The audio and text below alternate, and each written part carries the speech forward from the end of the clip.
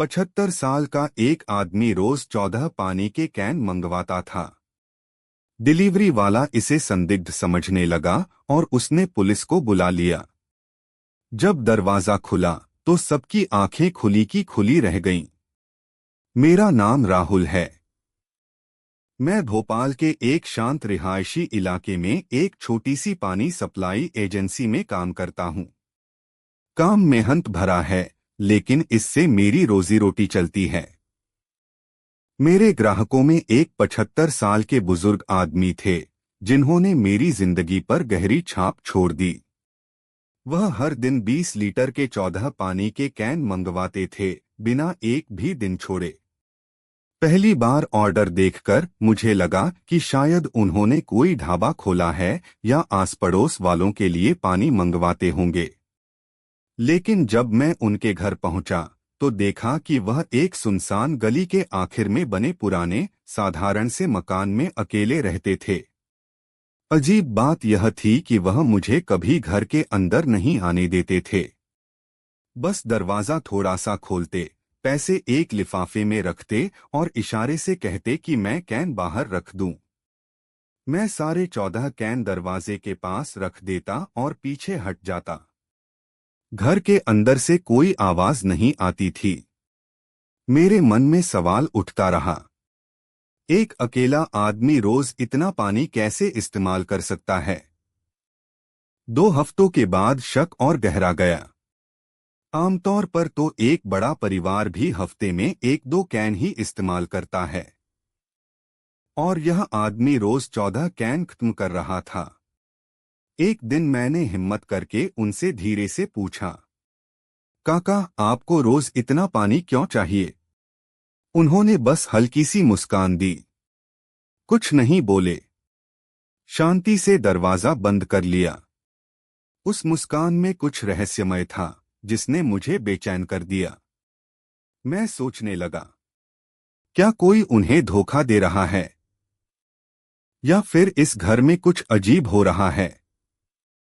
कई दिनों की चिंता के बाद मैंने आखिरकार 112 पर पुलिस को फोन कर दिया। अगले दिन मैं पुलिस वालों के साथ उनके घर पहुंचा। मैंने दरवाजा खटखटाया। वह बुजुर्ग आदमी शांति से बाहर आए, लेकिन जब पुलिस ने अंदर देखने की अनुमति मांगी तो वह एक पल रुके, फिर धीरे से सिर हिला दिया। दरवाजा थोड़ा सा खुला और अंदर का दृश्य देखकर हम सब सन्न रह गए। अंदर कुछ भी डरावना नहीं था, बल्कि वहां पानी के दर्जनों बड़े प्लास्टिक कैन थे, साफ सुथरे तरीके से कतार में रखे हुए। सभी में शुद्ध पीने का पानी भरा हुआ था। हर कैन पर एक लेबल लगा था, पड़ोस के लिए, सरकारी प्राइमरी स्कूल के बच्चों के लिए, स्थानीय स्वास्थ्य केंद्र के लिए, आंगनवाड़ी के लिए, बाजार के पास वाले हनुमान मंदिर के लिए। मैं और पुलिस वाले अवाक रह गए। हमारे चेहरे देखकर बुजुर्ग आदमी हल्के से मुस्कुराए और बोले, बेटा, मैं अब बूढ़ा हो गया हूं, ज्यादा कुछ कर नहीं सकता, लेकिन यहाँ बहुत से लोग हैं जिन्हें साफ पानी नहीं मिलता। तो मैं पानी खरीदता हूँ और रोज मोहल्ले के बच्चों से कहता हूँ कि आकर ले जाएं और सब में बांट दें। उनकी बात सुनकर मेरी आंखों में आंसू आ गए। असल में यह आदमी सालों से चुपचाप सेवा कर रहा था।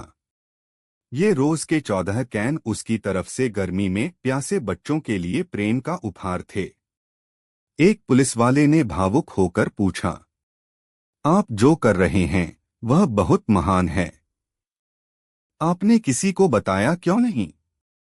बुजुर्ग आदमी ने संकोच से मुस्कुराते हुए कहा, आवाज कांप रही थी, मुझे तारीफ नहीं चाहिए।